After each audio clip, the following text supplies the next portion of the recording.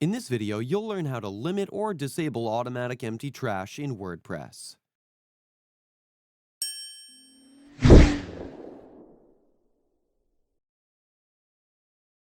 By default, WordPress has a 30-day time frame for automatically removing content from the trash.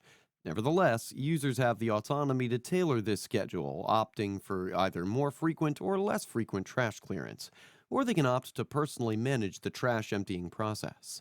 So in this case, I want to disable the automatic empty trash functionality. To do so, we're going to use code. To completely disable the automatic emptying of the trash, you just need to install a plugin named Code Snippet. I've already installed and activated it, but if you need help with installing the plugin, then we have a video where you can learn that as well. I'll link the video in the description below, or you can also click on the eye icon in the top right corner of your screen to view the video. To configure the plugin, click over Code Snippets in the sidebar. Here, simply click on Add New. Now, to speed up the process, you can use snippets from the pre-made library. I'm selecting a blank snippet for now. Let's first give this code snippet a name.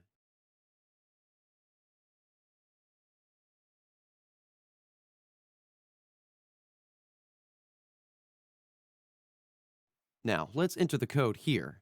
This code removes the scheduled event that handles automatic trash emptying. As a result, the trash won't be automatically emptied by WordPress. Remember to test any code changes on a staging or development site before implementing them on a live site. This will help you ensure that the code modifications work as intended and don't cause any unexpected issues. I'll mention the code in the description below. You can copy it from there.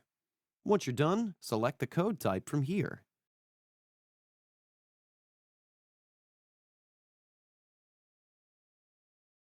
On scrolling a little, you'll find the insert method.